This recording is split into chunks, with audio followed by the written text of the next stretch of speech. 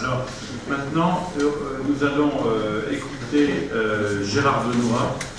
Gérard Benoît qui est, comme je ne présente pas, qui est urologue, président de la SFT et ancien secrétaire général pendant de nombreuses années, et qui va nous parler sur des réflexions sur la place des chirurgiens dans les équipes de prélèvement d'organes. Gérard, est-ce que tu peux parler de façon vraiment dans le micro, parce que... Je vais essayer. Monsieur le Président, chers collègues, chers amis, merci de donner la parole pour parler ici des chirurgiens et des chirurgiens préleveurs. Parle dans le micro. Le contexte, c'est réduire la pénurie. Une alerte a été lancée sur les réseaux sociaux par Redalo, sur Facebook. Ils annoncent une réduction significative des dons et des greffes l'année dernière. Le manque d'organes, de foie, cœur, rein est important. À titre d'exemple, en 2015, plus de 21 000 patients attendaient un rein et de position concernait 32% des malades. Les premières greffes de rein en France avaient deux origines, les cadavres et les donneurs vivants. Les donneurs décédés, c'est en janvier 1951 que Dubois et Cervelle ont fait leur première greffe de rein en utilisant le rein d'un condamné à mort guillotiné à Paris. Et dans le même temps, CUS, la même semaine, la même année, CUS faisait sur prélèvement sur une malade, mieux faisait le rein de l'autre côté. C'est l'année que l'année suivante que des greffes à partir de jumeaux ont été faites par Weiss. À ce moment-là, le cabinet de Simone Weiss a dit qu'il y avait un problème, qu'il fallait avoir une loi pour gérer ces dons de cadavres. Elle a proposé au Sénat PAV de porter une loi qui est celle de l'opposition, une loi dont le texte et dont les paroles exactement, toute personne ayant pas fait connaître son pouvoir de l'opposition au prélèvement d'organes était présumée consentante, c'est ce qu'on appelle la loi du consentement présumé. On ne sollicite pas la famille, on n'en parle d'ailleurs pas dans ce texte, et Christian Cabrol sera le héros de cette activité en insistant sur le fait que se faire enterrer ses organes est un crime social. Le cabinet Weiss se rend compte qu'il y a des difficultés malgré tout. Il décide qu'il va aller informer les familles et une circulaire qui sort du cabinet Weiss qui le dit. Et quand on fait une enquête pour savoir ce que faisaient les réanimateurs, un tenant en informé, à Bruxelles de temps en temps, un mot d'or rarement. Donc il n'y avait pas de règles précises pour parler aux familles et ceci posait problème. Dans le même temps, les religieux réfléchissaient sur le problème et faisaient la proposition. Le pape Jean-Paul II nous invitait à une réflexion personnelle en famille sur le don. L'Académie du droit musulman permet de prélever l'organe, mais il est interdit de faire le commerce. Pour le judaïsme, ces prélèvements pouvaient être effectués sans tirer profit du corps du donneur. Les trois religions ont donc une position identique. Mais la presse s'empare du sujet. Et en 88, l'événement du jeudi écrit « Faut-il prélever ces organes en catégorie ?» En 90, 50 millions de consommateurs alertés. En l'absence de traces écrites de votre décès, vos organes ont toutes les chances d'être retirés. Et donc il y a un mouvement dans la population qui se fait contre les prélèvements. D'autant que la presse stigmatisait la marchandisation. En 88, le Figaro révélait un trafic d'organes rapportant la vente d'un rein d'une néerlandaise à une adolescente du Golfe. Dans le même temps, Jean Dessay, qui est le président fondateur de France Transplant et prix Nobel, écrivait « Je suis attristé, scandalisé, horrifié de voir de telles choses se passer ». En 1990, le journal Le Monde rapportait qu'au Royaume-Uni, plusieurs croquettes avaient été radiées pour avoir réalisé une greffe en prélevant un paysan turc sur un receveur du Proche-Orient. Et puis le vocabulaire n'est pas approprié. On parle de coma dépassé, terme ambigu qui désigne des donneurs décédés à cœur battant. Combien de fois ai-je entendu de jeunes collègues me demander d'affirmer que le donneur était bien mort avant d'accepter des heures de pleurs. On remplaça le terme de coma dépassé par mort cérébrale. Ça ne collait pas parce qu'il y avait la chose postérieure. Il a donc fallu remplacer les morts cérébrales par mort encéphalique. La presse a nié cette marchandisation. À titre d'exemple, en 1990, dans le journal India Today, il publiait la photo que vous avez ici, Jean-René Bazar, et on voit ici la cicatrice de lobotomie, qui est celle d'un don d'un rein. Et le jeudi publié un article, les graisses de la honte. Parce que le rein était vendu 200 roupies. Et à titre d'exemple, sur Internet, il y a 3 jours, le Pakistan disait « Venez chez nous, on a des reins ». La presse assistée, alerte à Paris Sud. Paris Sud, c'est Paul Brousse. En 91, l'impact médecin mettant en cause les dessous des filières italiennes. Et l'IGAS a eu une enquête et a retrouvé que 20% des receveurs d'un rein étaient italiens et 35% d'un foie. À François Sport, Cabrol refusait de rechercher la nécessité des receveurs en disant que ce n'était pas son job. S'il y a eu des actions répréhensibles, que des actions soient prises, il est-il au responsable de l'État. Et viva titré, le dossier interdit. Même année, je fais mon premier prélèvement. Le donneur est conduit en salle d'opération. J'incide et j'étais horrifié parce qu'il me prend dans ses deux bras. J'ai réalisé au bout de quelques minutes que les réflexes médulaires pouvaient persister sans anesthésie. Quand la main était atteinte, on gardait ses réflexes médulaires. Mais notre situation était particulière. C'était la nuit, j'étais seul avec une penseuse et une analyse externe.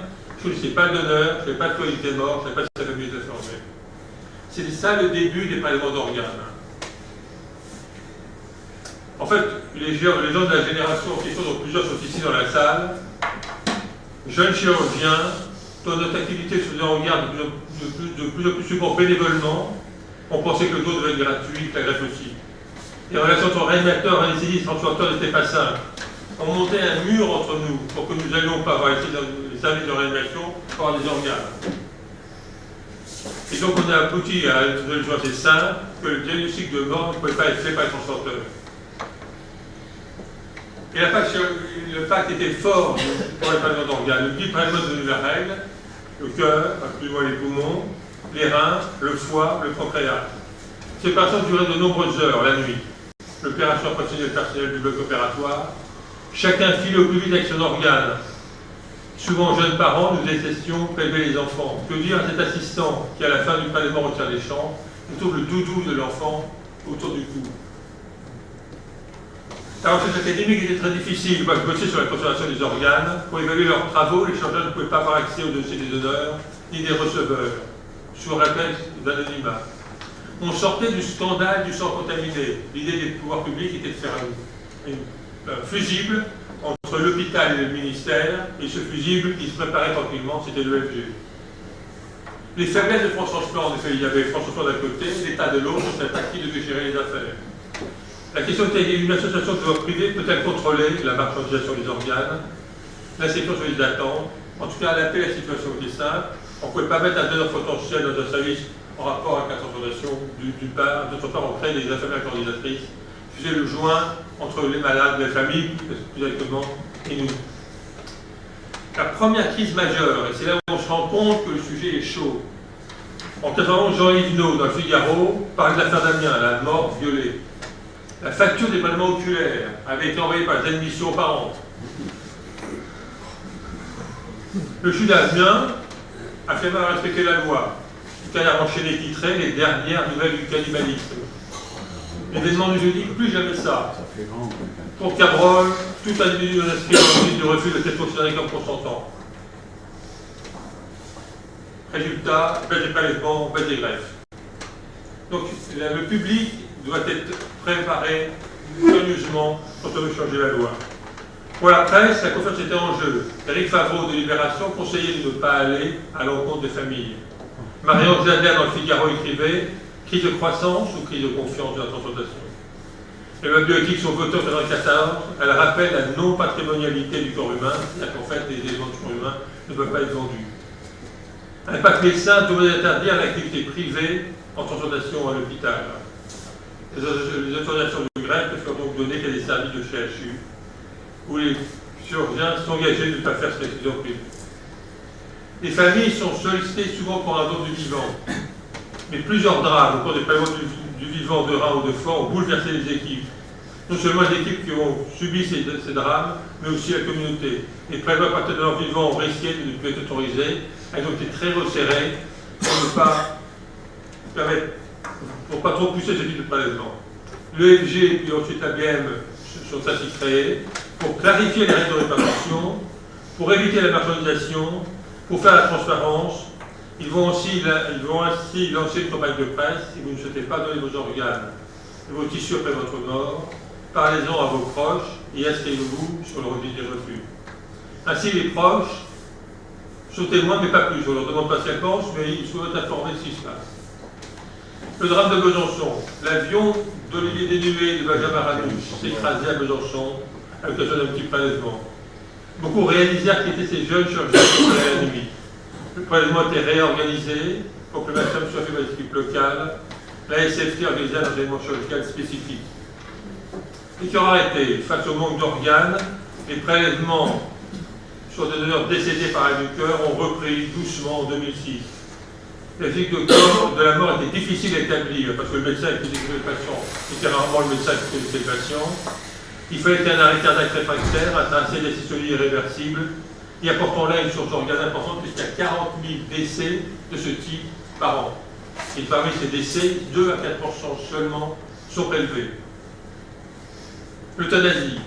Que diront les presse et Facebook? Il y a un autre type de décès dont je viens de vous parler, qui est celui de l'arrêt des soins, qu'on appelle pudiquement la fin de vie anticipée, que d'autres appellent l'euthanasie. Aux États-Unis, ces prélèvements en situation d'arrêt des soins représentent 8% des prélèvements. La mort est induite par les médecins, l'équipe chirurgicale derrière la porte et rentre quand cet décès est signé. On est là face à un problématique majeur, non consensuel, qui est celui des prélèvements pour l'euthanasie. L'extension de leur vivant est importante. La loi de bioéthique en 2011 étend le champ des dons du vivant à une famille beaucoup plus large que tout à l'heure.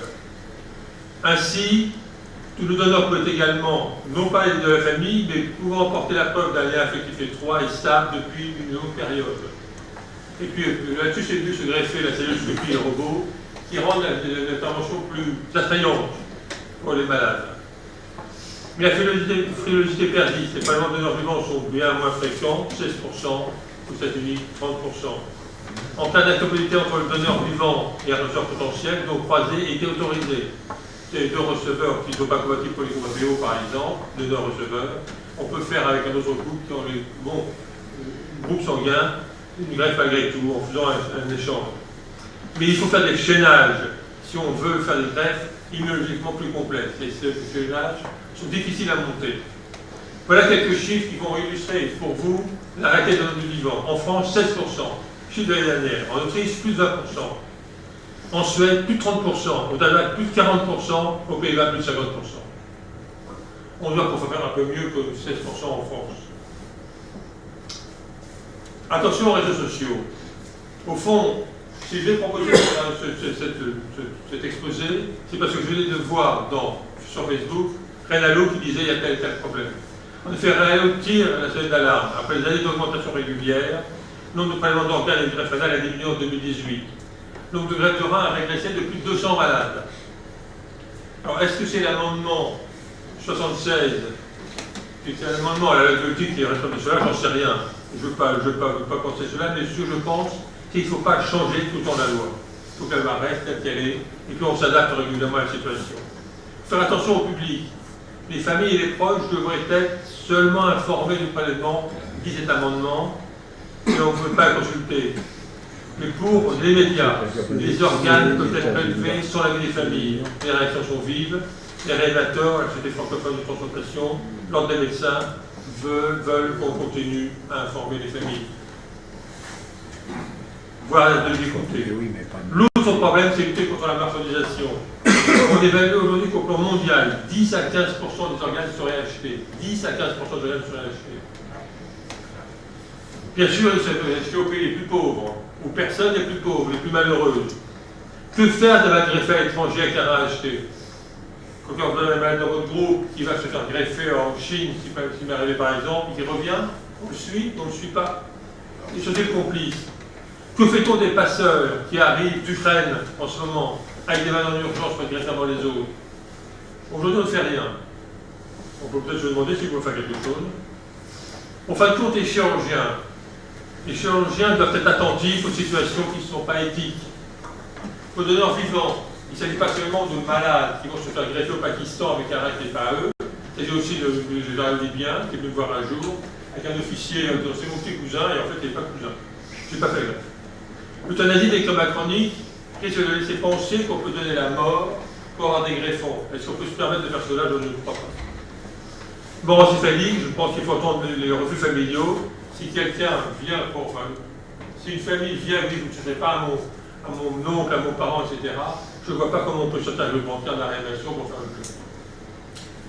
Il me semble en effet impensable de conduire au bloc opératoire un donneur contre la volonté de ses proches, contre la volonté de ses proches. Et donc, la question qui va se poser, c'est si vraiment on peut faire des prélèvements chez des gens euthanasiés, si nos chefs pourront tous être d'accord avec une telle proposition.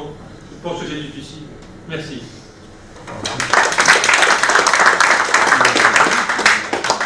Merci beaucoup. Effectivement, tu soulèves beaucoup de problèmes. Beaucoup de choses ont été médiatisées.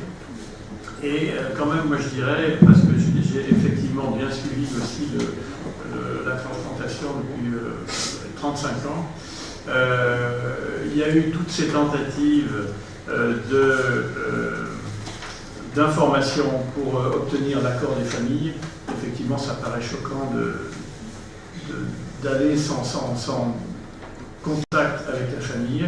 Et là, il a été démontré en fait que les paramédicaux étaient bien meilleurs que nous pour discuter. Ça, je pense que c'est important. Je vois qu'il y a quelqu'un de ton équipe qui est là et je pense qu'elle est là pour ça.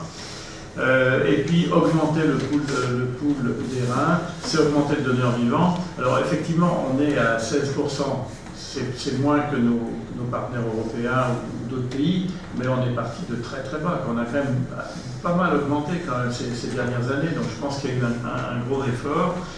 Il faut également citer un ensemble de facteurs, tous les scandales du sang contaminé, l'affaire Damien, tout ça nuit à la médecine. Moi je dirais qu'il y a encore une autre chose, peut-être sur laquelle tu n'as pas insisté, et qui reflète un peu le malaise qu'on a dans notre système hospitalier, c'est les jeunes chirurgiens sont moins impliqués en transplantation. Moi, quand je vais dans les congrès de transplantation, il n'y a que des chirurgiens plus que seniors souvent, et on s'aperçoit dans les équipes que les jeunes ne sont pas très tentés de faire de la transplantation parce que c'est un contact, on voit les greffeurs de foie, c'est exactement pareil, quoi. C'est une vie qui n'est pas possible avec les gardes perpétuelles puisqu'on veut reprendre son patient soi-même le plus souvent dans des chirurgies de reprise, etc. Et c'est vraiment une vie qui devient très difficile et qui devient de moins en moins compatible avec la vie un petit peu plus, la qualité de vie que certaines personnes veulent avoir. Donc je pense qu'il y a aussi ce problème de recrutement de jeunes chirurgiens qui sont motivés parce que c'est un peu un apostolat de faire de la transplantation. Voilà, est-ce qu'il y a d'autres personnes qui veulent intervenir? Oui. Oui. Gérard, tu peux parler au micro. Bravo Gérard. Oui, en fait il y a 35 ans d'expérience qui fait que tu en as mis beaucoup. Et je pense que la question qu'il faut savoir, c'est sur quel élément faut-il actuellement se pencher, ou faut-il attirer, ou faut-il discuter. Moi je voyais 4, mais effectivement le dernier élément qui a été donné sur l'implication des jeunes chirurgiens est important parce que la transplantation, c'est la négation de ce qu'aspirent actuellement les gens qui font un métier, qui veulent avoir un métier programmé. Ils ne veulent pas être à la merci, et c'est une des raisons pour laquelle la plupart des centres de transplantation en France ou à l'étranger marchent avec des chirurgiens stagiaires ou des chirurgiens étrangers. Ça, c'est un point. Mais au fond, tu as posé 4 questions et j'aimerais bien qu'on voit. Tu as posé la première question entre la présomption du don et le don affirmatif. Qu'est-ce qu'il faut faire? Le deuxième élément que tu as posé, c'est le problème de la mort encéphalique. Enfin, le problème de la mort du cœur arrêté. Et là, je pense, je ne suis pas certain qu'il faille que tu prennes des positions aussi idéologiques et aussi affirmatives que tu les as prises. Le troisième élément, c'est le problème du donneur vivant, qui n'est pas si clair que ça, parce que c'est quand même un point là. Et enfin, la marchandisation. Alors, franchement, la marchandisation, je ne pense pas que ce soit un problème en France. Donc, la question que j'aimerais te poser, c'est si dans l'avenir, tu veux qu'on discute, tu aimerais qu'on discute sur un point, c'est lequel choisirais-tu, en sachant qu'en même temps, tu as bien noté qu'on ne peut pas faire de transplantation si on n'a pas la confiance de la société. Et la confiance de la société, c'est la confiance de la famille. Donc ça, tu l'as bien noté. Voilà, c'était le sens de... Le point numéro 1, c'est que je pense que s'il y a une réserve d'organes, c'est sur les décès inopinés, avec la date inopinée. Et il faut voir ça avec les cellules, les camions. On imagine bien que quand quelqu'un arrive dans un camion massé, c'est facile de dire qu'il est mort ou vivant. Donc il faut qu'ils bossent là-dessus. Il faut qu'on les aide à bosser là-dessus, puis il faut travailler sur la conservation d'organes qui seront prélevés dans ces conditions-là. Actuellement, ça ne marche pas très bien, mais 40 000 décès de ce type par an en France, 2 à 4% prélevés, sauver, c'est pas possible. Le deuxième problème, moi, ce qui m'a frappé en réfléchissant avec ce topo, c'est qu'on s'adresse à la même population de gens qui vont bien, pour qu'ils donnent leurs organes de leur vivant à quelqu'un qu'ils aiment bien, ou après leur décès, qu'ils donnent leurs organes. Et je crois que la communication doit aucune raison être différente, on s'adresse à la population, selon qu'ils peuvent donner leur organes de leur vie ou de leur mort. Et je pense, enfin, qu'il ne faut pas changer la loi tout le temps. Il faut la laisser tourner telle qu'elle est, en entendant naturellement les familles. On ne peut pas dire les familles, vous ne bougerez pas. Bah, la faute, ça m'est vraiment arrivé. C'était des gens d'Arrousse, de la rue, ceux qui venaient, etc. C'est impossible, il y avait 15 personnes devant la chambre. On ne pouvait rien faire, il faut entendre des choses. On ne peut pas aller contre la nature. Y a-t-il encore une réaction? Bernard?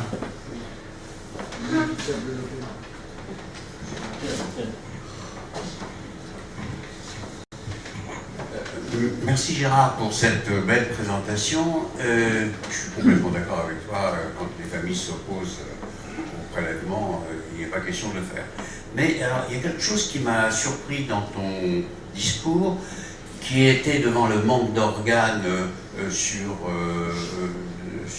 donneurs morencéphaliques, c'est cette tendance à vouloir faire des donneurs vivants. Alors je vous dis pourquoi il y a un paradoxe, parce que dans notre génération, on a été élevé dans le cancer du rein, avec l'idée que quand il y avait un cancer dans un rein, il fallait enlever tout le rein, parce qu'il y avait beaucoup de raisons pour ça, et en particulier les risques de multifocalité dans le rein. Et puis on a fait des travaux pour montrer que quand on retirait un rein chez quelqu'un, les suites étaient beaucoup plus difficiles. Là je parle évidemment pour celui qui est prélevé, les suites étaient plus difficiles, l'insuffisance rénale était assez facile à voir, et je vois qu'on donne comme modèle des pays où on va jusqu'à 50% de prélèvements sur des donneurs vivants. Alors, est-ce que réellement ce prélèvement doit être poussé en France pour aller au-delà de 16%, ou est-ce qu'au contraire on doit faire comme tu l'as dit et essayer d'obtenir tous les reins possibles chez les donneurs morencéphaliques? Je vais vous faire les deux. Il faut pousser. Il y a deux problèmes là. On parle du rein, c'est calme, il faut aussi parler du foie. Il faut être clair pour que les familles se décident. Je disais que quand on parle de dons, il faut bien penser qu'il n'y a pas que le rein, il y a aussi le foie électeur. Le foie électeur, on ne peut pas aller sur décédés. Donc en fin de compte, tu ne peux pas faire de vivant que de vivant. Et le deuxième élément, c'est que le rein contralatéral, quand ton donneur est bien sélectionné, il fonctionne très bien. Donc on peut parfaitement vivre avec un seul rein. Et donc mon sentiment, c'est qu'il faut pouvoir développer les deux techniques l'une à côté de l'autre, et que c'est comme ça qu'on peut faire le plus de greffe possible. Mais Jacques est derrière, il est en train de penser profondément, etc. C'est vrai que quand on parle de donneur vivant, la vie du malade qu'on prélève, c'est fondamental. Et tu as subi cet événement qui est considérable, et on comprend très bien ce que ça produit dans une équipe de 20 choses parallèles. Merci. Encore une question? Oui, en fait, deux questions peut-être.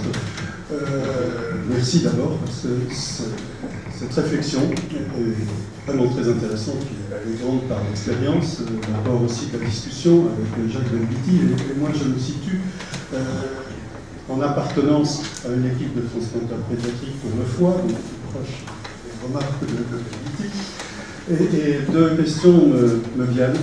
La première, c'est ici, dans ces lieux, est-ce qu'on ne doit pas approfondir la pertinence ou non-pertinence de l'attractivité pour les jeunes de la transplantation. Je l'explique en 2 mots. J'ai remarqué plusieurs choses. D'abord, dans une équipe de transplantation, il y a toujours une double garde. Il y a une garde standard porte et il y a une garde de transplantation. C'est un point. Deuxièmement, il y a même une rémunération de cette double garde et la récupération de ce temps de travail supplémentaire est bien organisée. Donc on ne peut pas laisser à croire que les jeunes, pour des raisons d'emploi du temps ou de vie familiale, pourraient rejeter l'idée de devenir transplanteur, ce d'autant que dans un service extrêmement exigeant comme le nôtre à Bicêtre, avec plus de 50 transplantations hépatiques pédiatriques par an, c'est un effort physique considérable, et les jeunes sont ravis, constamment ravis. Ils ont un effort surhumain et je vois depuis largement plusieurs décennies qu'ils sont ravis. Ça, c'est un point. Le deuxième point, c'est que le donneur vivant est une nécessité dans un certain nombre de pays qui ne sont pas à même d'organiser la transplantation cadavérique, mais nous demandent à nous, en France, de les aider à monter une équipe de transplantation. Il y a donc une coordination et un enseignement structuré à offrir, avec notre expérience qui est immense dans le donneur cadavérique, mais aussi riche dans le donneur vivant, pour que des jeunes chirurgiens de pays étrangers n'aillent pas, par exemple, en Belgique, exemple que je cite, ce qui concerne la transplantation hépatique, où la transplantation à donneur vivant est plus importante que chez nous. Voilà les 2 points sur lesquels je vais intervenir. Merci. Bien, merci beaucoup. Effectivement, je pense qu'il y a déclenché des vocations de transplanteurs, un de nos devoirs. Bien, maintenant, je pense qu'on va passer à la session sur l'endoscopie interventionnelle.